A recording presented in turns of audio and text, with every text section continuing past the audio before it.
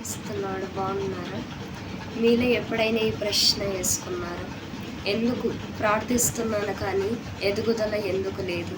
జీవితంలో ముందరికెళ్ళాలనుకుంటున్నాను కానీ ఎందుకు ముందరికెళ్ళలేకపోతున్నాను? ఎందుకు ఇలా జరుగుతుంది అనిపిస్తుందా? ప్రయత్నం చేస్తున్నాను కానీ ముందుకు వెళ్ళలేకున్నాను. ఇంకేమనిపిస్తుందంటే దేవుడు నన్ను పట్టించుకోవటం లేదు, దేవుడు నా ప్రార్థనలను వినటం లేదు. మనం జీవితంలో ముందరికి వెళ్ళకపోవడానికి కారణాలు ఏమిటంటే, మొదటిది భయం. భయం మనలను నిలిపివేస్తుంది.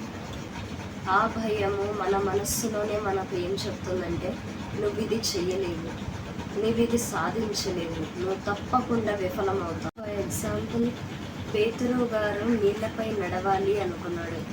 గాలిని చూడగానే భయపడిపోయాడు, అలాగే మునిగిపోయాడు.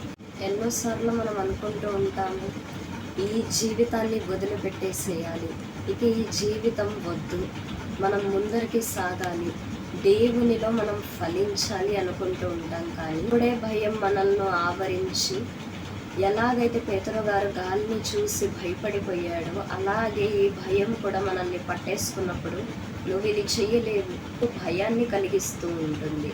పేతురు గారిని చూస్తే ఆయన దేవుని వైపు చూసినంతసేపు ఆయన పడిపోలేదు, కానీ నీటిని చూడగానే, ఆ గాలిని చూడగానే ఆయన భయపడిపోయాడు.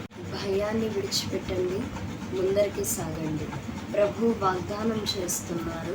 2వ తిమోతికి వ్రాసిన పత్రికను 1వ అధ్యాయం 7వ వచనంలో, దేవుడు మనకు శక్తియు ప్రేమయు ఇంద్రియ నిగ్రహమును గల ఆత్మని ఇచ్చిన గాని పెరిగితనము గల ఆత్మని ఇయ్యలేదు.